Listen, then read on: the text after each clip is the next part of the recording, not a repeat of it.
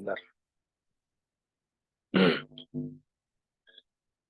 Assalamualaikum warahmatullahi wabarakatuh. Waalaikumsalam warahmatullahi wabarakatuh. Alhamdulillahirabbil alamin. Hamdan thayyiban mubarakan fi kama yuhibbu rabbuna wa yarda. Asyhadu an la ilaha illallah wahdahu la syarika la wa asyhadu anna Muhammadan abduhu wa rasuluh la nabiyya ba'dah. Bapak Ibu yang dimuliakan Allah Subhanahu wa taala, wabil khusus yang kita muliakan Ustadz kita, guru kita, kepala sekolah kita, Ustadz Musa, SSI. Kemudian moderator kita, Ustadz Insan, yang mudah-mudahan Allah selalu berkahi beliau dan keluarga. Amin. Dan segera selesai kuliahnya ya, Ustadz Insan.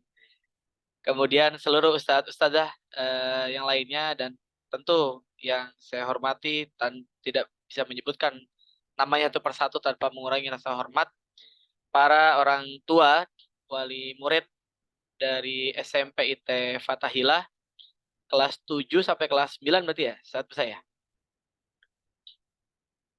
Semua berarti ya. Betul, Ustaz. 7 sampai 9. Senang rasanya Iya. pada pagi hari ini saya bermuajahah dengan Bapak Ibu sekalian, walaupun memang di di kegiatan webinar ya, tidak bertemu secara langsung. Tema kita hari ini adalah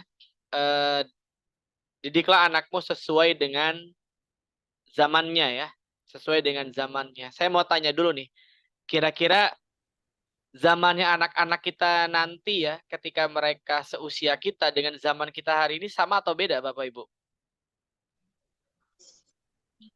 Beda. Beda. Nah, kalau beda, kira-kira bedanya di mana? Di zamannya. Bedanya di zamannya. Gimana? Boleh Bu Nurul? Boleh minta tolong jelaskan? Ya kalau sekarang ikutin teknologi jadi zaman milenial. Beda sama zaman kita dulu yang masih gaptek. Oke, terima kasih Bu Nurul.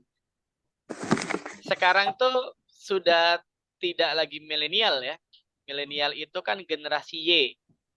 Kemudian masuk generasi Z. Dan anak-anak banyak hari ini sekarang sudah masuk generasi Alpha. Jadi sudah masuk era society 5.0. Hari ini tuh 5.0, di mana teknologi itu betul-betul menjadi bagian dari kehidupan. Teknologi itu menjadi bagian dari kehidupan, bahkan ada AI ya, artificial intelligence, yang di satu sisi punya nilai positif, di sisi lain juga ada nilai negatifnya. Nah, kita akan bedah dulu dari sebetulnya zaman apa yang akan dilewati oleh anak-anak ya. Ini tadi saya nggak usah mempertanyakan, udah diperkenalkan tadi ya, Pak Intan ya. Saya nggak usah memperkenalkan diri, saya pikir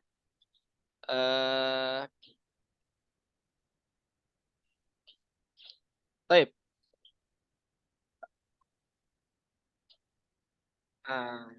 Kedengeran ya. Ibu-ibu yang dimuliakan Allah Subhanahu wa taala, Bapak Ibu sekalian, kalau kita pikir-pikir, mengapa sih mendidik itu penting? Kalau dipertanyakan lebih dalam lagi, kenapa perlu mendidik anak sesuai dengan zamannya? Ada yang mau sharing, Ibu Bapak sekalian? Silakan.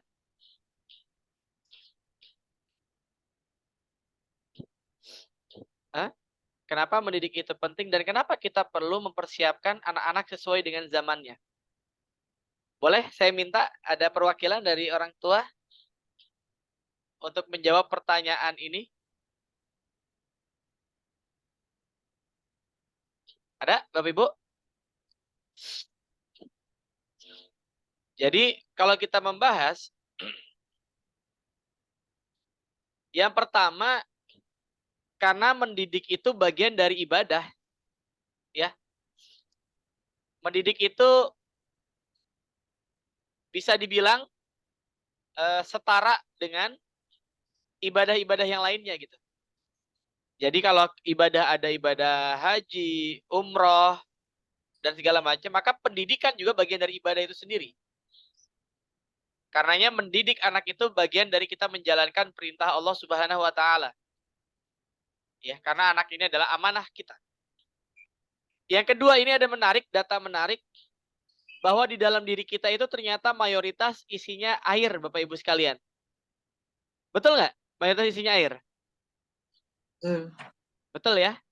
Betul. Jadi ada penelitian dari Masaru Emoto, The True Power of Water. Dia bilang bahwa air itu ya ketika kalimat-kalimat baik yang keluar, maka dia akan mengkristal dengan sangat baik dan indah. Sebaliknya ketika yang dikalimatkan adalah kalimat-kalimat buruk, maka air itu bentuknya akan menjadi rusak gitu ya, bahkan jelek. Nah, Bapak Ibu sekalian, pertanyaan saya adalah kepada anak-anak kita lebih banyak kalimat mana yang keluar nih, Bu? Kalimat-kalimat yang baik atau kalimat yang keras? Kalimat apa? Baik. Baik, Pak. Mudah-mudahan kalimat baik semua. Karena saya selalu merenungkan begini. Bukan petir yang menumbuhkan pepohonan. Bukan apa, Bu? Petir yang menumbuhkan. Bukan petir yang menumbuhkan pepohonan. Lalu apa yang menumbuhkan pepohonan? Hujan, air hujan. Air. Air. Ya. Fakultu astaghfiru rabbakum innahu kana ghaffara yursilis samaa'a 'alaikum bidororo. Yursilis samaa'a 'alaikum bidororo. Allah kemudian membukakan pintu langit dan menurunkan hujan. Wa yumdidukum bi amwali wa banina wa yaj'al lakum jannati wa yaj'al lakum anhara. Kemudian ditambahkan kepada kalian wa yumdidukum bi amwal, harta, wa banin, keturunan. Wa yaj'al lakum jannah wa yaj'al lakum jannati wa yaj'al lakum anhara. Ditumbuhkan pepohonan, kemudian sungai-sungai itu jadi bertambah debit airnya. Maka hadirin masyarakat muslimin, para perindu surganya Allah Subhanahu wa taala, para pecinta Rasulullah sallallahu alaihi wasallam. Ini perlu menjadi pertanyaan besar buat kita. Di rumah kita ini lebih banyak petir atau hujannya? Kalimat-kalimat yang keluar kepada anak kita lebih banyak yang mana? Ingat bahwa di dalam diri anak-anak itu ada unsur air. Ada unsur air. Dan Allah memerintahkan kepada kita. Surat apa nih, Bu? Ada yang tahu ya, Bapak Ibu? Ada kuisnya nggak nih, Pak Izan? Saya kasih pertanyaan nih, Bu ya. A'udzubillahi minasyaitonirrajim. Bismillahirrahmanirrahim. Ya ayyuhalladzina amanu qu anfusakum wa ahlikum nara. Surat apa Ibu, Bapak? At-Tahrim. Surat? At-Tahrim. Ya, At-Tahrim. Qu anfusakum. Qu anfusakum. Jagalah dirimu wa ahlikum dan keluargamu naro, dari api neraka. Wa quduhan nasu wal hijarah, yang bahan bakarnya itu dari manusia dan juga batu. Alaiha malaikatun giladun shidadun la ya'sunallaha ma amarahum wa yaf'aluna ma yu'marun. Lah pertanyaannya bagaimana cara menjaganya? Nah, ini nanti kita mau bahas. Gimana menjaga anak-anak, mendidik anak-anak hari ini agar sesuai dengan zaman tapi tetap terjaga. Ya.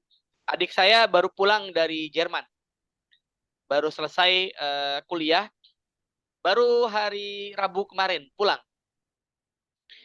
Salah satu kisah dan oleh-olehnya memang, hari ini banyak negara Eropa itu krisis orang, Bu. Jadi defisit populasi. Ada depopulasi, stagnansi demografi. Jadi orang-orang itu piramida terbalik. Padahal di saat yang bersamaan kita di Indonesia nih, sampai 2045 orang ini akan mayoritas. Maka bisa jadi anak-anak kita ke depan, ya anak-anak SMP IT Fatahillah, ke depan itu trajektorinya bukan lagi bicara masalah jonggol Cilengsi atau sekedar Indonesia bahkan, mungkin akan menjadi manusia-manusia global. Pertanyaannya, ketika mereka kemudian menjadi manusia global, bekal apa yang perlu kita siapkan. Ini yang mau kita bahas. Ya. Kan kita nggak tahu ya masa depan anak-anak kita seperti apa, nggak ada yang tahu. Ada yang punya bocoran nggak di sini, Bu? Hah? Ada yang dapat bocoran nanti anak saya nih akan berkarir seperti ini, akan menjadi ini itu gitu. Ayah bunda ada yang dapat bocoran? Iya, Pak. Nggak ada kita. So yang kita bisa lakukan adalah preparation, mempersiapkan mereka. Dimanapun mereka berada nanti, dimanapun mereka eksis nanti, Allah harus tetap menjadi tujuannya. Islam harus tetap melekat di dalam dirinya. Ya ayyuhallazina amanu taqullaha haqqa tuqatih wa la tamutunna illa wa antum muslimun. Maka nanti kita coba bedah. Nah, untuk masuk ke konsep dasarnya dulu ya. Saya sebelum masuk berbicara masalah pendidikan sesuai dengan zaman, saya mau sampaikan ada kesalahan fundamental tentang paradigma kita terhadap dunia pendidikan. Institusi peradaban itu bukan sekolah. Saya ulangi ya. Institusi peradaban itu bukan sekolah. Sekolah adalah salah satu institusi pendidikan. Bahkan kalau kita mau definisikan lebih lagi, tempat belajar itu bukan hanya sekolah. Betul nggak, Bu? Tempat belajar bukan hanya sekolah. Sekolah hanya salah satu saja. Ya, tempat belajar bukan hanya sekolah.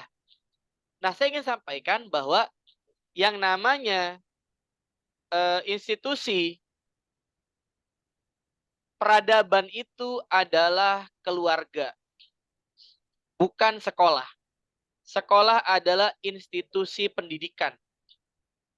Di sekolahlah para guru itu bisa merecall pendidikan yang sudah didapatkan di keluarga. Makanya kalau kita belajar sosiologi misalnya, ada pendidikan primer, ada sekunder. Kan primernya itu di keluarga. Ya, masyarakat adalah kumpulan-kumpulan keluarga. Maka ketika berbicara masalah irsyadul ijtimaiyah, pembentukan masyarakat, maka tahap kedua yang harus dilakukan sebelum masuk pembentukan masyarakat adalah takwinul baitil muslimin. Pembentukan keluarga-keluarga muslim. Maka yang namanya institusi peradaban itu keluarga. Dan keluarga itu ada ayah sebagai pilot dan ada ibu sebagai navigator.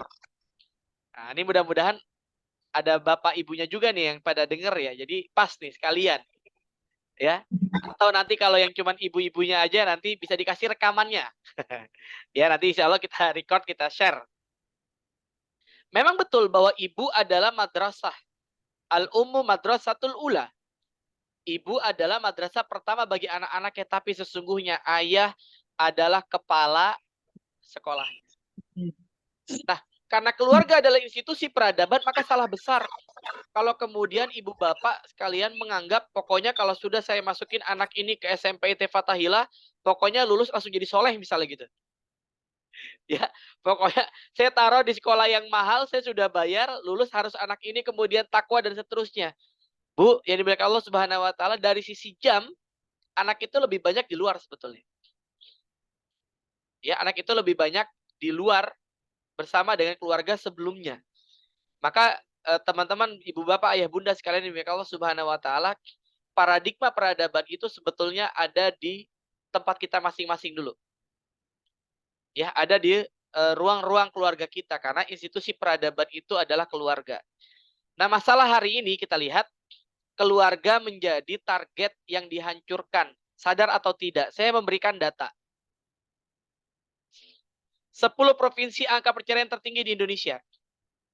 Ibu bapak tahu, ayah bunda tahu di mana provinsi tertinggi? Di Jawa Barat. Dengan total 98.088. Bisa kita bayangkan ya. Bahkan waktu selesai Ramadan kemarin ya, selesai COVID dan plus selesai Ramadan itu udah kayak antrian itu, Bu. Udah kayak antrian ngantri sembako. Ini sadar atau tidak perlu kita renungkan, jangan-jangan ada invisible hand. Ada sesuatu yang tidak terlihat yang seakan-akan merapuhkan institusi peradaban yang namanya keluarga ini. Maka pembagian peran ini menjadi penting. Kesamaan visi misi dalam keluarga menjadi penting. Saya selalu bilang bahwa yang namanya mencetak anak-anak yang soleh itu bukan urusan tiba-tiba ujuk-ujuk anak jadi soleh. Tapi rumusnya adalah Rabbana hablana min azwajina wa dzurriyyatina qurrata a'yun waj'alna lil muttaqina imama. Allah tuh tidak mungkin sembarangan ketika mengungkap satu ayat misalnya. Ada namanya kalau di ilmu Quran tuh munasabah. Jadi melihat sesuatu berdasarkan urutannya. Contoh, kenapa di dalam Al-Quran seringkali Allah bilang jin dulu baru manusia? Ini contoh ya, Bu. Sampel. Ya ma'syarol jinni wal insi ini istata'tum an tanfuzu min aqtaris samawati wal ardi fanfuzu. Jin dulu baru manusia. Atau di surat An-Nas. Minal jinnati wan nas. Kira-kira kenapa tuh, Bu? Kenapa jin dulu baru manusia? Hah? Kira-kira kenapa? Kok jin dulu baru manusia? Mangga. Kira-kira kenapa? Karena jin diciptakan lebih dulu dari manusia.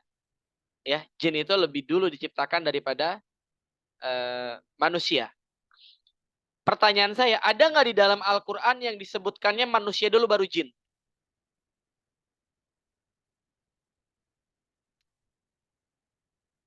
Silakan, Bu. Ada nggak dalam Al-Quran Allah menyebutkannya itu manusia dulu baru jin?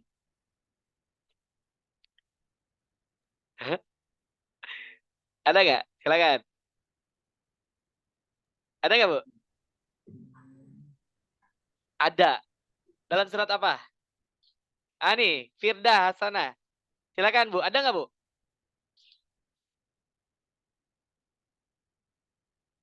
Eh? Halo, Bu Firda? Mangga? Ada nggak? Jawabannya ada. Ketika ada penyelewengan, itu mesti dari manusianya dulu. Jadi nggak bisa nih koruptor bilang saya nih kayak gini karena digoda setan, misalnya nggak bisa tuh jalan-jalan setan tuh. Ya. Di dalam surat Al-Jin, wa annahu kana rijalum minal insi ya'udzuna birijalim minal jin fazaduhum rohaqo. Ya, manusia dulu baru kemudian jin. Lah kembali pada pembahasan kita, kenapa Allah sebutkan azwajina dulu baru zuriyatina? Jangan berharap punya zuriyah takwa kalau azwajina kita belum beres.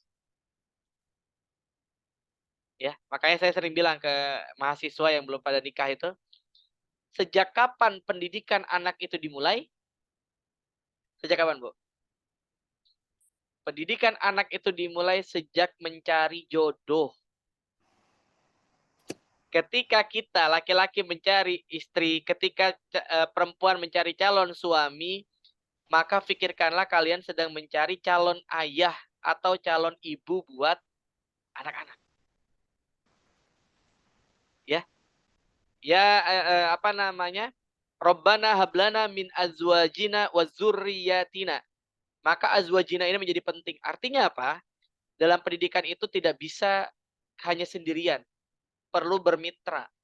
Perlu bermitra. Maka guru saya Pak Aat menyatakan kalau ada ibu atau bapak yang qadarullah single fighter saat ini karena entah meninggal dunia atau apa, tapi anak itu masih dalam rentan 0 sampai 14 tahun, sangat dianjurkan memang menikah lagi.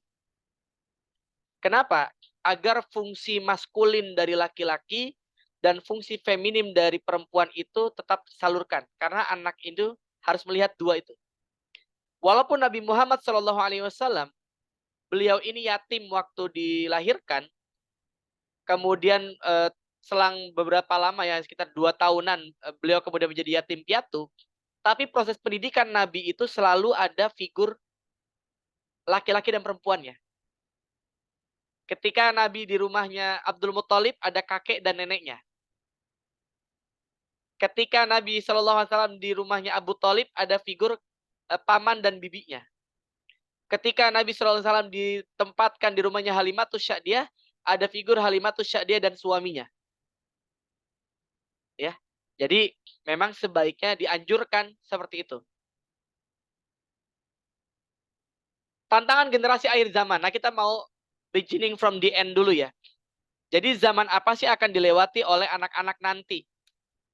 Ini adalah anak-anak ini generasi akhir zaman ya, Bu. Betul nggak, Bu? Kiamat kira-kira makin dekat apa makin jauh, Bu? Hah? Makin dekat ya. Kapan, Bu? Walau Allah alam, nggak tahu ya, nggak ada yang dapat bocoran ya gitu ya. Nggak ada yang tahu. Tapi ciri-cirinya kita bisa pelajari. Tantangan generasi akhir zaman, kita nih sebagian di antara kita mungkin ada yang milenial, ada yang Gen Z, ada yang generasi Alpha. Ya, beda-beda tergantung tahun lahirnya. Di Indonesia mereka ini akan menjadi mayoritas hingga tahun 2045. Tadi saya bilang. Jadi ibu-ibu jangan hanya mempersiapkan anak-anak buat eksis di Cilengsi Jonggol. Memang anak-anak perlu kita siapkan untuk keluar. Kalau kita buka peta, kemarin kita baru ada pembahasan di Fathahilah ya. Petanya itu yang sekarang sedang krisis manusia, populasi itu bermasalah, itu kalau di Asia Jepang, Bu. Jepang, Thailand, Korea Selatan. Kalau di Eropa yang paling kelihatan itu Jerman, Italia. Ya paling enggak yang sudah jelas tuh 5 negara. Mungkin negara-negara lain juga banyak, cuman belum terlalu muncul saja datanya. Kalau yang sudah ekstrim tuh itu 5 negara itu. Bahkan di Jepang itu kematiannya 1,56 juta, kelahirannya 700.000. Jadi tidak sampai setengahnya ya. Kalau setengahnya kan 700, ketemunya 1,4. Ini meninggalnya 1,56, lahirannya hanya 700.000. Jadi angka kelahirannya tidak sampai setengah dari orang yang meninggal. Jerman diperkirakan sampai tahun 2033 membutuhkan kurang lebih 10 juta orang supaya demografi dia itu baik. Sekarang kan mulai piramida dia. Nah, anak-anak kita yang mayoritas ini bisa jadi ke depan trajektorinya ya ke sana. Ya, bisa jadi ke depan tracknya anak-anak itu kuliahnya mungkin bukan di Indonesia lagi. Kalau dulu zaman kita sekolah itu kan ya yang keren itu kuliahnya di kampus negeri gitu. Ya nanti mereka mungkin bukan di kampus negeri, di luar negeri. Luar negeri bukan swasta gitu ya. Tapi betul-betul di luar negeri. Karena bisa jadi peta dunia akan begitu sempit ya, efek dari globalisasi. Nah, bisa menjadi peluang dan bisa menjadi ancaman. Jumlah yang mayoritas ini. Peluang kalau kemudian berkualitas. Bencana demografi kalau kemudian mereka tidak ada skill, tidak berkualitas gitu ya. Maka ini menjadi masalah. Nah, Bapak Ibu sekalian, ayah bunda yang dimuliakan Allah Subhanahu wa taala, pertanyaannya adalah lalu bekal apa yang perlu kita siapkan agar mereka bisa eksis di zamannya nanti? Kita nggak tahu usia kita berapa, hanya Nabi ngasih clue. Kata Nabi Shallallahu Alaihi Wasallam, clue-nya adalah usia umatku baina situn wa sab'un, antara 60 sampai ke 70.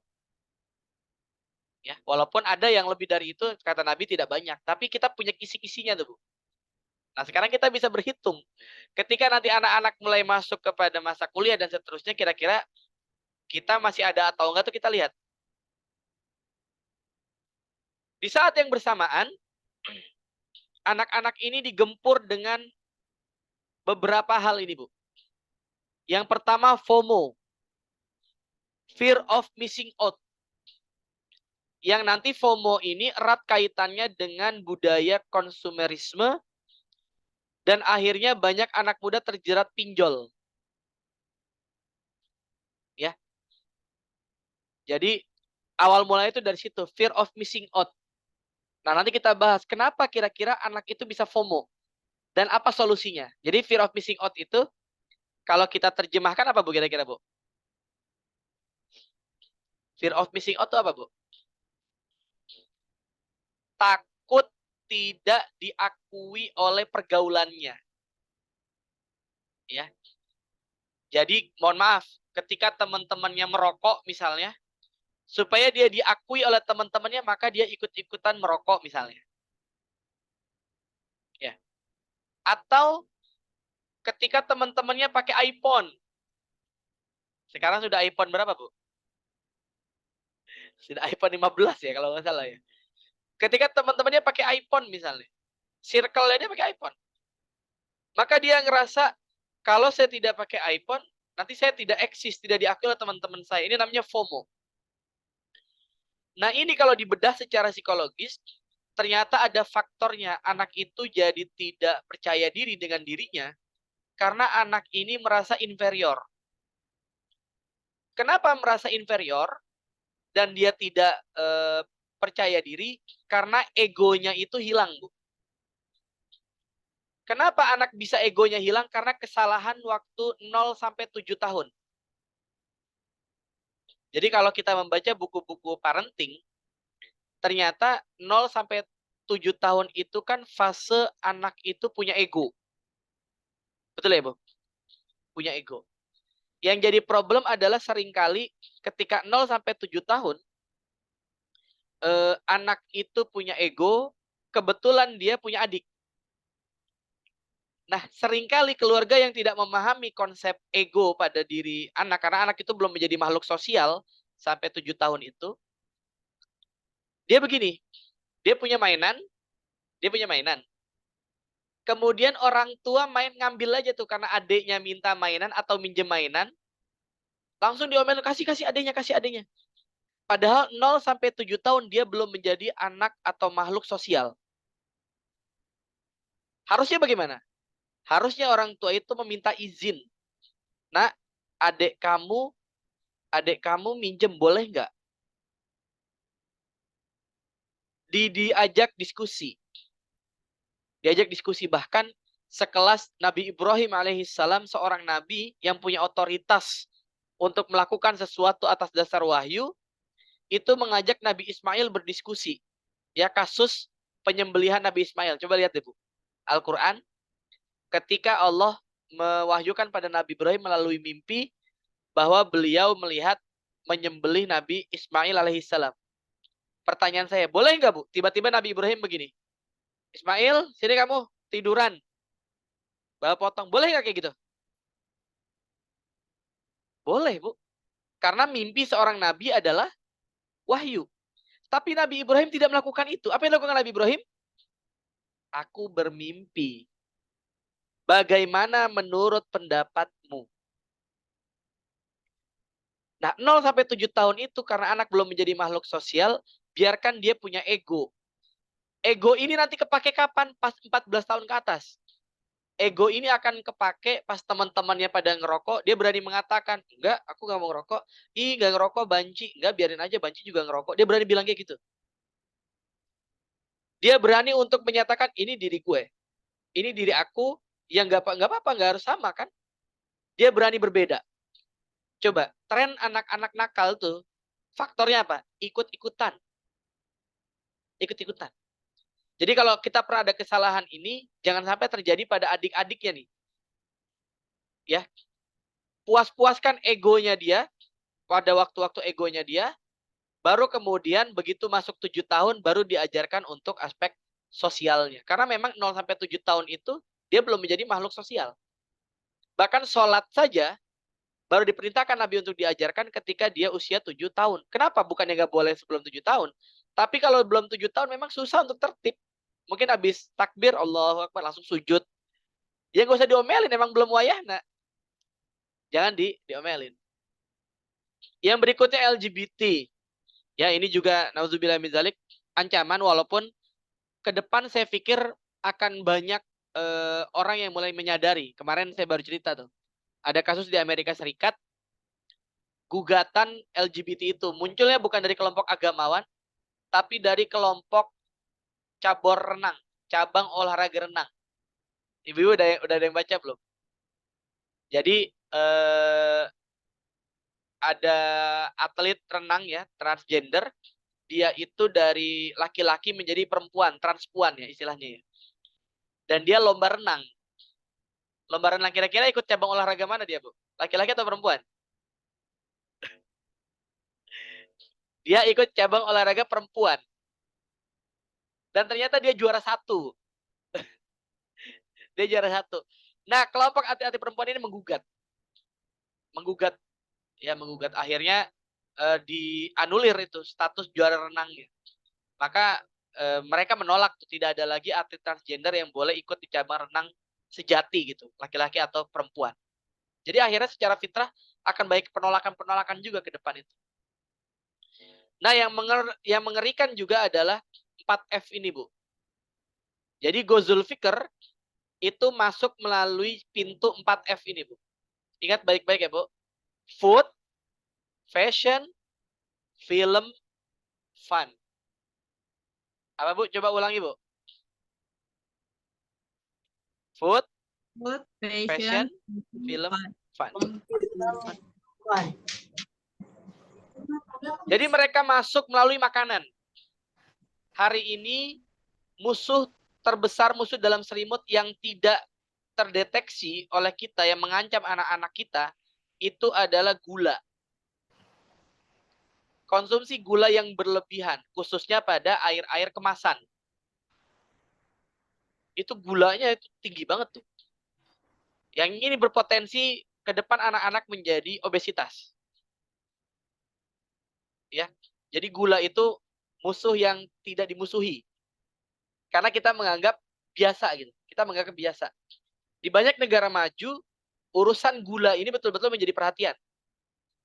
Karena orang-orang di negara maju itu terbiasa membaca ingredient waktu beli makanan atau apa. Kalau kita enggak.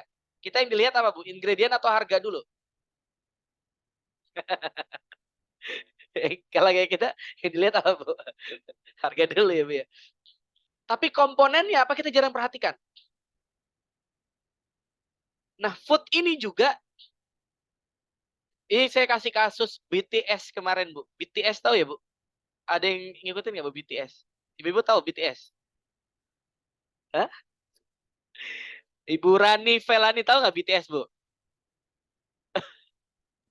Nggak tahu. Ah, nggak tahu ya, bagus, Bu, bagus. Ibu-ibu ada yang tahu BTS apa, Bu? BTS itu boy band ya, asal Korea. Ya. Orang yang nyebutnya BTS.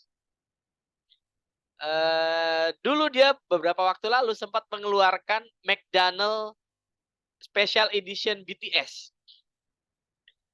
Ibu bayangkan coba pikir pakai logika ya. Makanannya sama ya. Yang dijual itu isinya sama, hanya packagingnya diubah. Ada BTS-nya. Itu traffic penjualannya McDonald pada waktu itu langsung tinggi tuh. Betapa FOMO-nya anak-anak. Ya, mudah-mudahan nggak ada di antara kita orang tua di sini yang dulu sempat beli-beli kayak gituan ya. Saya kebetulan tinggal di Medland, Bu. Jadi waktu itu pas pulang saya lagi lewat McDonald tuh. Nggak sengaja. Saya bingung awal ini apa sih orang pada ijo-ijo pada ngantri itu kan ya. Ojol itu pada ngantri di situ. Ternyata bisa lihat berita ada itu. Ya. Ini perlu kita waspadai. Maka pesan saya, kita merenungkan firman Allah Subhanahu wa taala. Allah berfirman dalam surat apa nih, Bu? Tebak ya, Bu? Falyanzuril insanu ila ta'amih. Falyanzuril insanu ila ta'amih. Surat apa, Bu? Silakan Bunda Rani. Hah? Surat apa? Apa? Ada yang jawab tadi tuh? Fal yang zuril insanu ila Abasa. to'ami. Abasa. Ya, betul. 24. Ustazah Nani Nana Novianti Isnawiyah. Masya Allah. Tabarakallah Amin. Ustazah. Surat Abasa, betul. Fal yang zuril insanu ila to'ami. Hendaklah manusia itu memperhatikan apa yang dimakannya. Surat Abasa. Nah, memang saya juga mengkritik ya, negara kita ini belum hadir dalam urusan supervisi makanan. Saya ingat kalau di Inggris itu ya, kita mau beli makanan itu, selain melihat ingredient, itu kita akan lihat tempat makan itu dia ada ininya, Bu. Ada bintang-bintangnya kayak kita lihat di Gojek gitu lah ya. Maka tempat makan ini tuh ada bintang-bintangnya. Siapa yang memberikan bintang itu, yang mensupervisi terus-terusan, itu City Council. Jadi negara itu hadir untuk ngecek makanan ini nih layak makan enggak. Dan itu disupervisi terus. Mulai dari sanitasinya, proses pembuatannya, kandungan atau bahan yang digunakannya apa aja. Makanya harga makanan di luar kalau kita beli mateng, beli jadi gitu ya, makan di restoran atau tempat makan itu, mesti harganya tuh mahal. Paling murah itu standarnya dia tidak akan di bawah 3,5 pound sterling. Artinya sekitar 70.000 lah. Paling murah tuh. Ya sekedar makan nasi pakai ayam chicken gitu ya, atau kentang pakai ayam misalnya gitu ya. Makanan yang standar, paling standar itu ya sekitar segitu. Karena dia betul-betul negara itu hadir. Jadi nggak bisa orang Ibu Bu Nani Nana tadi ya, ortunya Najmi Fauzia tiba-tiba kepikiran, aduh malam ini saya mau jualan nasi uduk besok misalnya gitu ya. Kalau di sini bisa kita langsung jualan gitu ya. Di luar tuh nggak bisa, Bu. Nggak bisa langsung jualan, tapi harus ngurus izin dulu, nanti dicek dulu, baru kemudian keluar izinnya, baru bisa jualan. Nah, kita belum hadir negara di situ. Sehingga apa, orang bisa perang harga di bawah. Ya, maka kemudian harganya murah-murah makanan, tapi kemudian pertanyaannya adalah apakah halal? Yang pertama. Oh, mungkin halal. Yang kedua, apakah toyib? Padahal kita diajarkan oleh agama kita, makanan itu dua hal yang dilihat, halal dan toyib. Maka faktor makanan ini menjadi bagian dari tantangan generasi akhir zaman, Bu. Yang kedua jelas fashion. Yang kedua jelas fashion ya. Tadi mungkin sudah disinggung oleh Ustadz Musa. Bahwa sekolah itu punya keterbatasan. Ya. Sekolah itu punya keterbatasan. Tidak bisa tentunya ngecek sampai bagaimana anak-anak di rumah misalnya ketika keluar rumah. Nah, disinilah peran orang tua.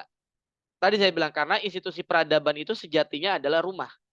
Nah, ini mohon maaf ya, saya sering kali melihat juga orang tua murid jemput anaknya gitu ya. Ada bapaknya pakai celana pendek, datang ke sekolah. Nah, ini juga.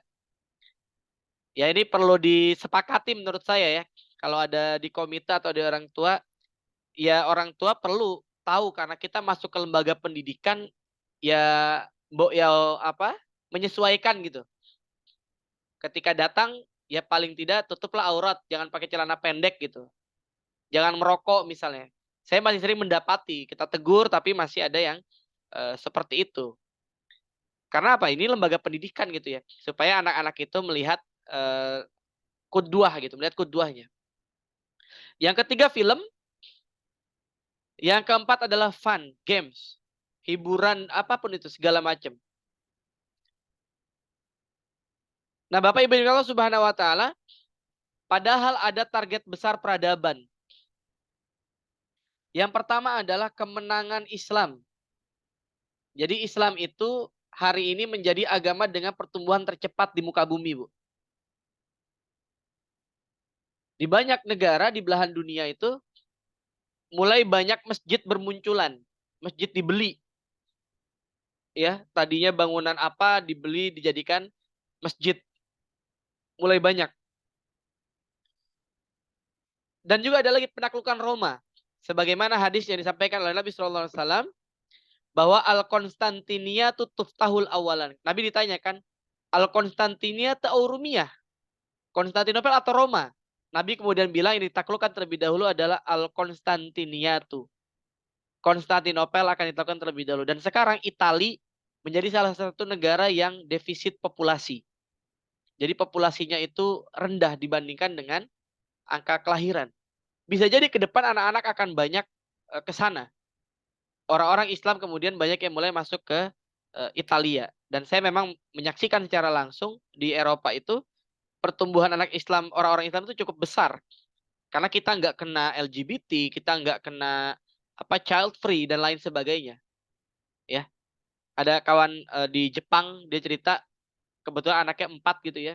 Kalau naik kereta atau kemana itu diliatin orang tuh kayak kesannya aneh banget gitu ya. Sama kami juga di Inggris waktu itu bawa anak 5 nih, kalau pergi kemana-mana orang ngeliatnya tuh kayak aneh gitu. Padahal di kelompok-kelompok Muslim itu hal yang biasa saja. Cuman bagi mereka orang punya anak lebih dari 2 itu amazing gitu ya. Bagi mereka. Nah, masalahnya adalah orang tua nih, kita masih galau nih. Banyak orang tua galau mencari konsep pendidikan keluarga. Karena kita terpaku pada pendidikan barat. Ya. Kalau bicara psikologi perkembangan nanti ketemunya Elizabeth Harlock. Kalau bicara psikoanalisa nanti ketemunya Sigmund Freud misalnya. Gimana bacanya? Sigmund Freud atau Sigmund Freud? Kita masih mengacu ke barat. Padahal setiap hari kita bersolawat kepada 2 orang nabi dan 2 keluarganya. Keluarga siapa, Bu? Kita bersolawat kepada siapa? Allahumma sholli ala sayyidina Muhammad wa ala ali sayyidina Muhammad, pada Nabi Muhammad dan keluarganya. Kama shallaita ala sayyidina Ibrahim wa ala ali sayyidina Ibrahim. Kepada Nabi Ibrahim dan juga kepada keluarganya. Pernah nggak ayah bunda itu berpikir, kenapa ya kok kita bersolawat kepada Nabi Muhammad dan keluarganya, kepada Nabi Ibrahim dan keluarganya? Yuk, ada yang mau share, silakan. Pernah nggak ayah bunda pikir atau ustadz ustazah berpikir, kenapa ya kok kita bersolawat pada Nabi Muhammad dan keluarganya serta Ibrahim keluarganya? Enggak? Biar interaktif ya. Ntar tiba-tiba saya ngomong terus tidur. Silakan.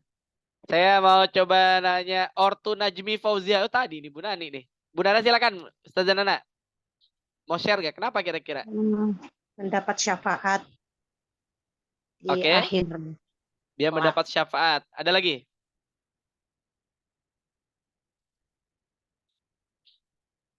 Oke, terima kasih Ustazah Nana. Ada lagi? Saya Ustadz, Iya, mangga. karena Nabi Muhammad dan Nabi Ibrahim, 2 sosok Nabi yang sukses mendidik keluarganya. Itu di antara pesan moral Ibu, betul. Tapi pertanyaannya seberapa banyak kita mengcopy dari keluarga-keluarga ini?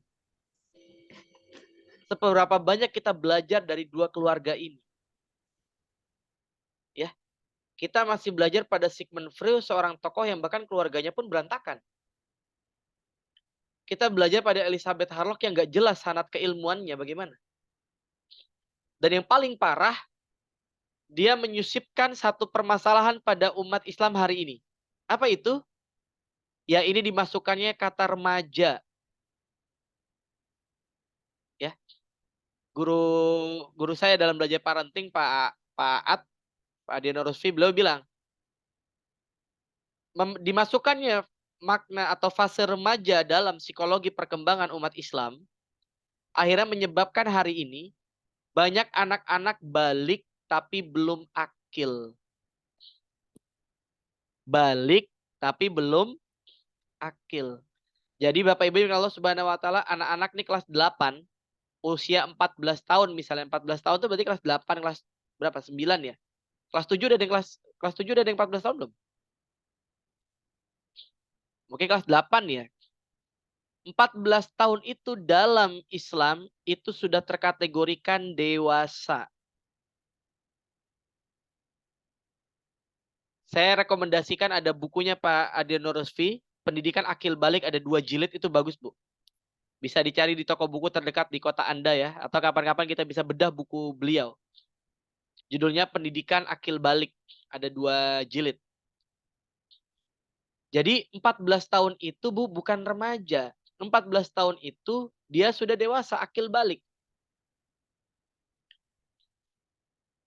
Memasukkan remaja akhirnya membuat banyak anak-anak hari ini usia psikologisnya setengah dari usia biologis. Akhirnya ada orang tua kelakuannya usia 30 tahun, kelakuan kayak anak 15 tahun.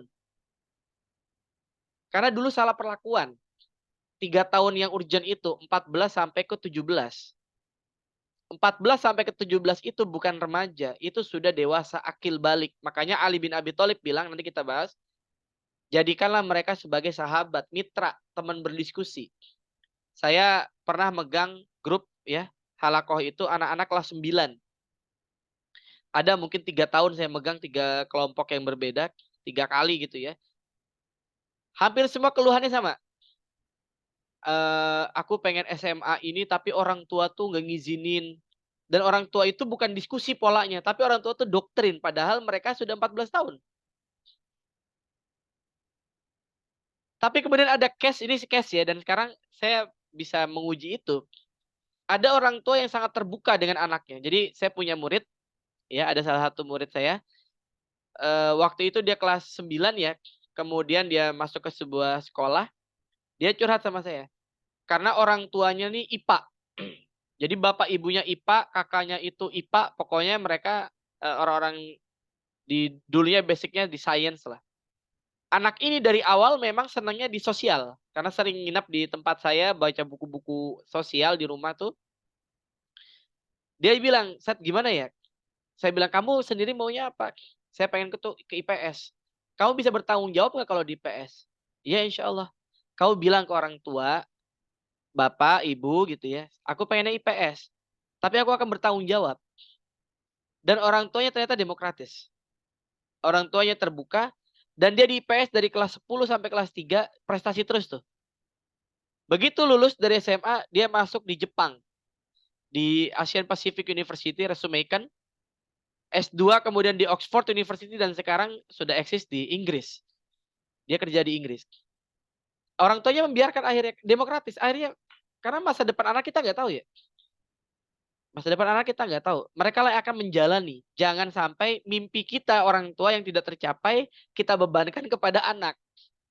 Karena ibu mau jadi dokter waktu itu gagal misalnya gitu ya. Kemudian kita wariskan kepada anak, kamu harus jadi dokter. Padahal passion dia itu misalnya di dunia hukum atau passion dia tuh di arsitek, misalnya kita nggak tahu. Nah, jemaah yang Allah Subhanahu wa taala, pola diskusi ini pola Islam. Bagaimana Nabi Ibrahim mengajak diskusi, bagaimana Nabi Muhammad SAW dalam banyak kesempatan mengajak diskusi anak-anaknya, khususnya putri-putrinya. Nah, masalah kita seringkali fokus pada tips dan trik. Ya. Kalau bicara masalah parenting, langsung nanyanya tipsnya gimana ya, triknya gimana ya. Padahal tips dan trik itu, Bapak Ibu sekalian, itu kayak cincin. Kayak cincin. Cincin itu, kalau dipakai oleh seseorang, mungkin dia cocok. Dipakai di orang lain, pasti cocok atau belum tentu cocok? Hah? Belum Ada- tentu. Belum tentu cocok. Karena tiap kita punya latar belakang budaya berbeda, pendidikan berbeda, tingkat pengetahuan bapak ibunya mungkin berbeda, pengalaman hidup yang berbeda, ya strata sosial yang berbeda dan seterusnya. Maka yang terpenting itu bukan tips dan triknya, tapi landasan filosofisnya. Jadi jangan dikit-dikit nanyanya tips dan trik, karena belum tentu sama, Bu. Belum tentu sama. Tapi tracknya ini, bahwa kemudian anak-anak harus kita create ke depan itu menjadi waja'alna lil muttaqina imama. Mereka mau dimanapun, mereka harus menjadi sebaik-baik manusia. Nah tadi saya bilang, usia biologis tidak seiring dengan usia psikologis, bahkan setengahnya. Karena kesalahan tadi di fase remaja. Ini mumpung saya bicara di orang tua SMP, pas banget. Jadi anak-anak yang sudah 14 tahun, Bu, ajak diskusi. Bahkan anak laki-laki usia 14 tahun, itu sudah tidak wajib lagi diberikan nafkah. Ini saya ulangi ya. Anak laki-laki 14 tahun sudah tidak wajib lagi diberikan nafkah. Berbeda dengan anak perempuan. Kalau anak perempuan sampai kapan kewajiban nafkahnya? Hah? Sampai kapan? Sampai menikah. Sampai menikah. Selama belum menikah, maka anak perempuan masih kewajiban orang tuanya. Beda dengan anak laki-laki. Anak laki-laki perlu diberikan dia problem. Apa namanya, pundaknya dia harus lebih kuat. Maka saran saya 14 tahun itu di-challenge. Di-challenge. Jadi kalau kita masih tetap mengeluarkan, silakan. Cuma dialokasikan, kayak orang Aceh misalnya. Orang Aceh itu, anak-anak itu dialokasikan uang jajannya buat apa? Dinaikin haji. Jadi Aceh itu salah satu provinsi dengan jemaah haji yang rata-rata mudanya banyak tuh. Karena mereka masih kecil udah dibikinin kuota haji gitu, dibeliin kuota haji. Nah, anak laki-laki itu perlu di-challenge. Kamu mau jualan apa, Dek? Misalnya gitu ya. Kakak mau bisnis apa? Di-challenge. Kenapa? Karena memang anak laki-laki itu 14 tahun sudah perlu diberikan problem dia untuk berpikir tentang apa namanya kemandirian dia. Nah, hari ini fenomenanya yang mandiri mana, Bu? Anak laki-laki atau perempuan? Perempuan. Banyaknya perempuan lebih mandiri ya. Padahal akan menjadi kepala keluarga adalah laki-laki.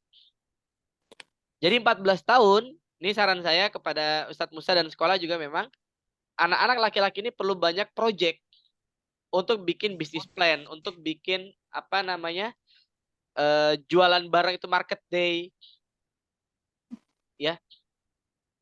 Kenapa? Karena memang apa namanya, mereka perlu dipersiapkan untuk bisa mandiri. Belajar itu kewajiban. Belajar itu kewajiban, itu yang kita support. Tapi untuk jajannya dia, kita coba challenge dia untuk kemudian punya konsep bisnis plan sendiri gitu. Nah, ini yang menurut saya belum banyak terjadi, padahal saya baca bukunya Ciputra. Ya, kalau ibu-ibu yang tinggal di Citra pasti kenal tuh ya. Karena makamnya ada di sana ya. Beliau tuh pernah nulis buku. Dia di bukunya itu cerita bahwa kepada anak cucunya Ciputra itu nggak pernah ada privilege. Kalau dia lulus dari manapun, dari Amerika, dari manapun, begitu dia lulus, maka mereka akan kerja itu dari awal dulu. Karirnya tuh nggak langsung jadi direktur gitu, Bu.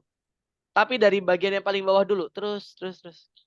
Bob Sadino, waktu mendidik anaknya itu, disuruh jualan dulu, Bu. Dia bilang, ini rumah saya, ini harta saya. Kalau kamu mau seperti ini, kamu mau jualan apa? Saya bantu kamu, dilatih. Akhirnya anaknya kalau nggak salah awalan jualan pecel ayam gitu. Nah, pengetahuan tentang ini penting diajarkan. Ya, bayangkan hari ini, kenapa ada anak-anak muda motor, dibeliin motor, orang tuanya dipretelin. Ya, dipretelin, bikin ceper. Pernah nggak, Bung, lihat motor diceperin, sampai akhirnya lewat polisi tidur, dia miring dulu. Apa, trik menyusahkan diri gitu ya. Kenapa? Karena mereka nggak merasa membeli. Akhirnya rasa kepemilikannya dia rendah. Tapi bayangkan ibu-ibu, anak-anak ketika SMA punya tabungan sudah banyak. Begitu dia kuliah, dia bilang sama ibu-ibu, Umi, Bunda, aku mau beli motor ya buat kuliah. Harga motornya berapa, Kak? 15 juta. Aku sudah punya 10 juta nih, Umi tambahin 5 juta. Kira-kira senang nggak? Hah? Di sana senang, di sini senang. Kira-kira anak-anak akan bertanggung jawab nggak? Pasti. Tanggung jawab.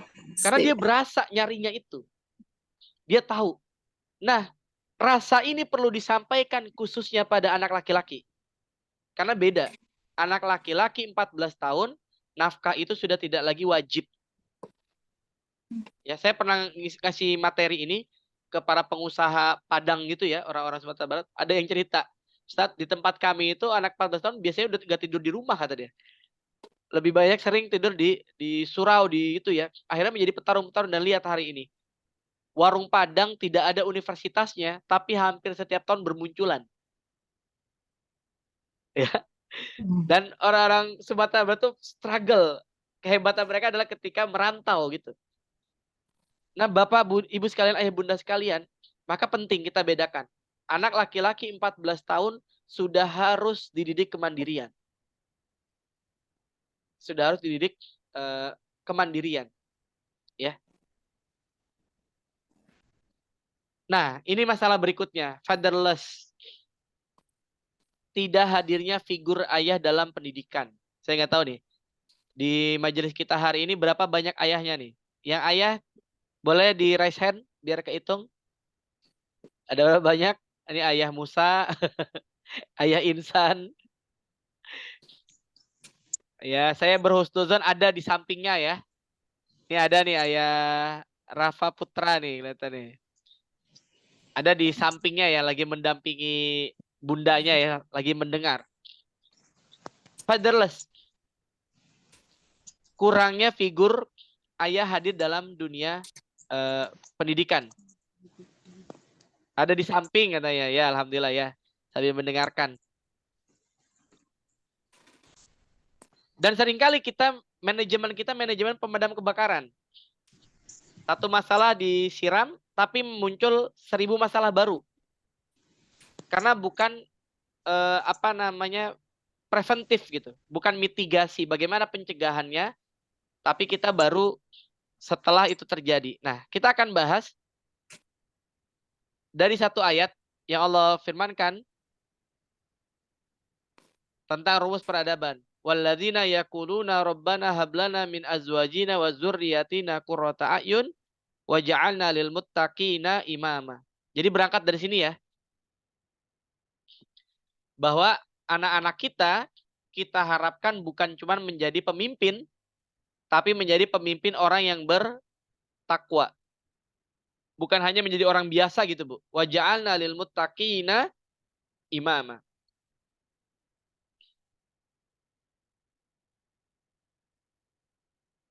Dan Allah juga berfirman dalam surat Al-Imran, kuntum khaira ummatin ukhrijat linnas ta'muruna bil ma'ruf wa tanhauna 'anil munkar.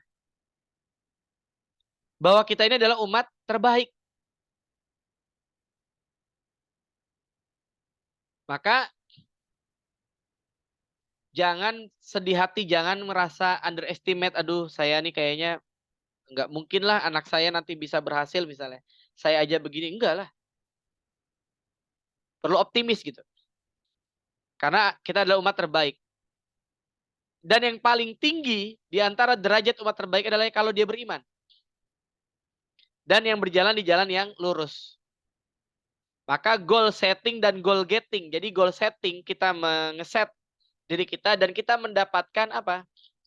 Peradaban. Jadi goalnya meng-create anak-anak menjadi pemimpin di masa depan. Nah, baru kita masuk pada how to ya. Ini mudah-mudahan kekejar. Bagaimana langkah teknisnya? Saya mau berangkat dari sini. Fenomena fatherless. Ayah jarang di rumah dan ibu yang dituntut bisa segalanya. Benar apa benar, Bu? Benar. Oh, banyak ya.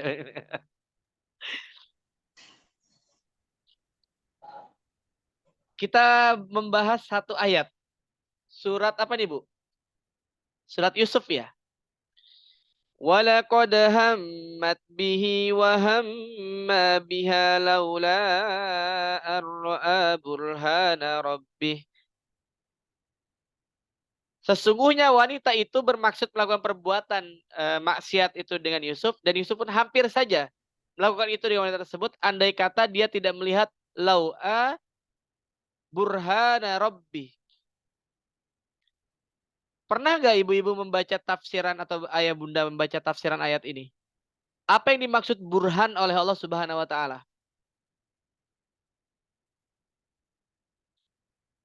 Apa yang dimaksud dengan burhan? Coba kita bahas burhana rabbi.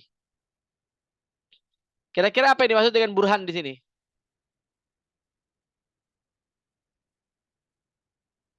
Nah, burhana rabbi. Apa yang dimaksud dengan burhan?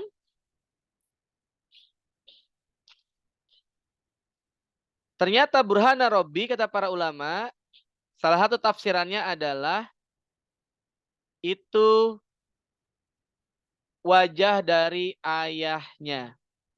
ayahnya Nabiullah Yusuf alaihissalam, yakni Nabi Yakub. Padahal jarak antara Nabi Yusuf ada di Mesir dengan perempuan ini dan juga dilempar ke sumur itu jarak yang sangat jauh. Lah pertanyaannya adalah bagaimana peran ayah hari ini? Maka saya selalu bilang bahwa berbicara masalah pendidikan itu adalah urusan ayah dan ibu. Bahwa ibu adalah madrasatul ula betul, tapi kita para ayah adalah kepala sekolahnya. Kita yang menentukan roadmap kurikulum keluarga kita mau ke arah mana. Pertanyaan saya, udah belum Bu? Bapak Ibu sekalian, rapat keluarga terkait dengan visi misi keluarga? Sudah Pak Ustadz. Oh, alhamdulillah. Udah berapa banyak tuh? Baru satu nih yang komen nih. Sudah Pak Ustadz. Udah ya, alhamdulillah. Apa boleh sharing? Apa visi misi keluarganya? Coba. Saya boleh sharing nggak nih Pak Ustadz? Bangga, silakan, Fadal. Saya wali murid Rehan Noval. Nah, waktu itu kan dia kelas 6 ya, Pak Ustadz. Nah, waktu kelas 6 tuh dia mau masuk apa sih? SMP formal apa ponpres kan? Terus saya bilang kayak gini, Bang, kalau kamu masuk di ponpes, kamu tuh belum tahu gitu kan. Nah, saya cerita tuh sama dia, terus tanya-tanyalah sama teman-teman yang anaknya di ponpes gitu Pak Ustadz. Nah, jalan apa ya?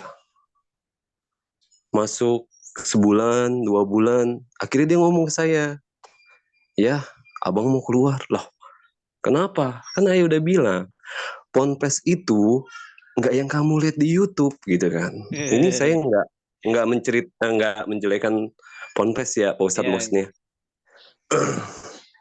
Image ponpes itu udah menurun Bang, gitu kan. Kenapa? Saya bilang kayak gitu. Pengambilan barang dianggap biasa, ya kan. Ketahuan ngerokok dibotakin, itu nggak ada efek jerah Bang di sana gitu kan. Ketahuan pacaran gitu. Bahkan saya pernah diskusi sama ustadznya, apa sih ketika kita masuk ponpes itu, saya nggak mengharapkan anak saya jadi ustadz, enggak. Yang saya kejar itu akhlakul karimah Pak. Saya bilang kayak gitu Pak Ustadz. Kenapa? Nggak ada sekolah formal ketika guru lewat dia nunduk, bahkan sampai gurunya tuh lewat dia nggak tahu, dia menghormati gitu kan. Beda sama sekolah formal, ya kan. Kayak di WA aja. Jadi kalau ya Pak nggak ada apanya, iya gitu doang Pak Ustadz maksudnya. Nah, kenapa sih? Saya pernah diskusi sama ustadznya, kenapa ponpes itu makin lama itu makin menyusut gitu kan. Bahkan image-nya itu udah gimana ya? Kalau menurut saya ya, apa yang dikejar cuman uang, apa nggak tahu juga deh.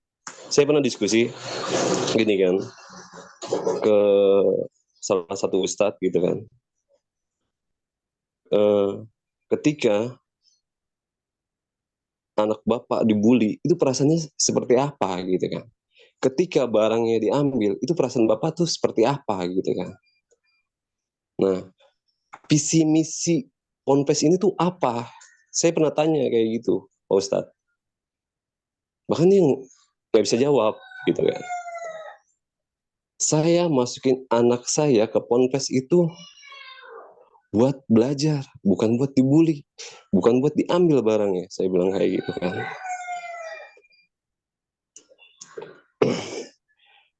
Akhirnya dia minta keluar, saya keluarin.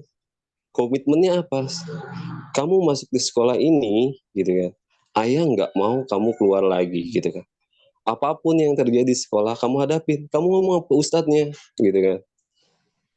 Kalau di luar sekolah, itu beda lagi. Itu sama keluarga. Kalau di sekolah, itu urusannya sama para ustadz. Para ustazah, gitu kan. Kan semakin di sini tuh kita lihat kan, bahkan baru kasus-kasus ini, anak kelas 6 SD itu lompat dari gedung meninggal. Nah, kemarin lagi bully kan Pak Ustadz. Nah, ini jadi di ruang lingkup sekolah, di ruang lingkup kita bermasyarakat, apa sih ke depannya yang kita terapin ke anak kita gitu, maksudnya jangan sampai lolos dari pengamatan kita. Di Ponpes aja pun yang notabene pintu di gerbang dikunci, tapi mereka tetap kelolosan gitu. Bahkan ponakan saya juga keluar tuh dari sekarang kelas 9 ya, dari ya pondok pesantren modern lah. Saya nggak perlu nyebutin. Ya itu belok, makanya dikeluarin gitu Pak Ustadz. Nah, jadi tuh kadang-kadang kita tuh orang tua dilema gitu kan. Maksudnya gini, kok di Ponpes bisa sampai gini, di sekolah itu bahkan kita lihat kasus bully itu sampai lompat dari gedung. Peran aktif apa yang buat kita nih orang tua ini harus kayak gimana anak kita itu aja. Assalamualaikum. Ya, Waalaikumsalam warahmatullahi wabarakatuh. Sebenarnya nanti kita diskusinya sebentar lagi nih Pak ya. Coba nanti saya sambil coba menyetir bahwa sambil melanjutkan ya. Sambil melanjutkan karena ada beberapa slide lagi. Tadi yang saya bilang bahwa pendidikan terbaik itu ya sebetulnya ada di rumah kita masing-masing. Ini dulu nih yang harus kita pahami ya. Bahwa institusi peradaban itu bukan sekolah. Institusi peradaban itu ya rumah. Bahkan in case banyak kasus anak-anak yang hanya homeschooling misalnya ya, di bawah bimbingan orang tuanya, itu ya jadi tokoh-tokoh besar.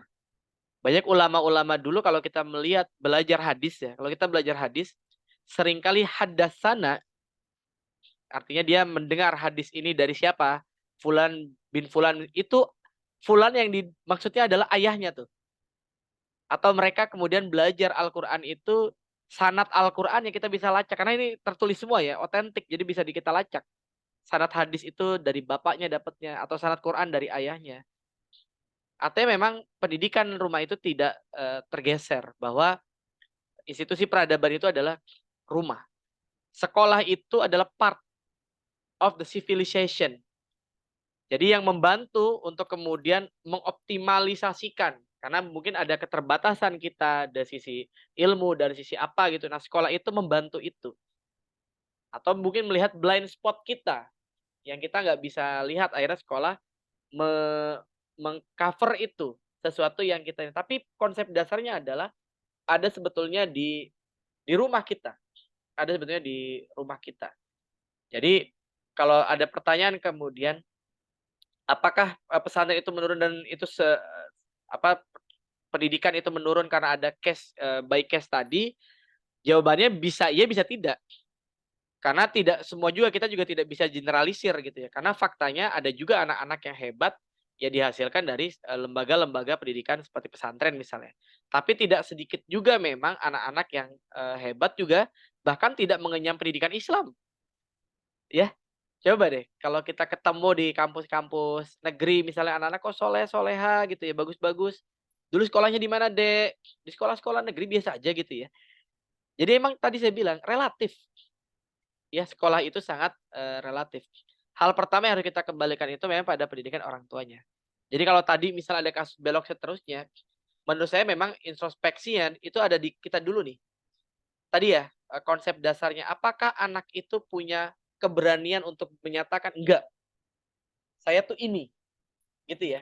Saya tidak mau ikut-ikutan misalnya. Nah ini yang mau kita bahas nih. Kita akan masuk kepada materi how to-nya ya. Karena saya diminta untuk berbicara masalah tantangan zaman ke depan dan kita how to-nya. Kita akan selesaikan dulu. Nanti mungkin kita akan diskusi banyak. Ada 30 menit setelah ini. Saya selesaikan dulu slide saya, izin ya. Maka bagaimana how to-nya yang ingin kita kembalikan pada dasar materi kita pada saat ini. Saya mau mengambil dari surat Al-Imran ayat 159. Ya.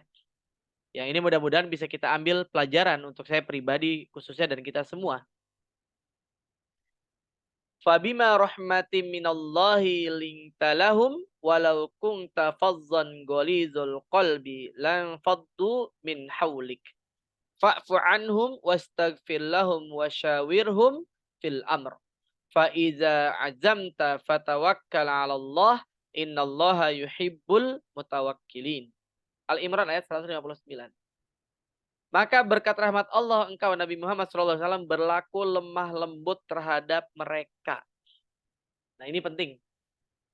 Jadi sudahkah kita bersikap lemah lembut misalnya kepada anak-anak kita? Ya. Karena Allah di sini mewanti-wanti pada baginda Nabi dan tentunya kepada kita juga. Seandainya engkau bersikap keras dan berhati kasar, tentulah mereka akan menjauh dari sekitarmu. Nah, kira-kira gimana kita ya di rumah gitu ya? Gimana kita kepada anak-anak kita? Maka Allah melanjutkan di sini, kata Allah Subhanahu wa taala, "Fa'fu anhum wastaghfir lahum wasyawirhum fil amr." Maka 3 kata kuncinya. Yang pertama, maafkan mereka. Yang kedua, mohonkan ampunan untuk mereka. Yang ketiga, bermusyawarahlah dengan mereka dalam segala urusan penting. Wasyawirhum fil amr.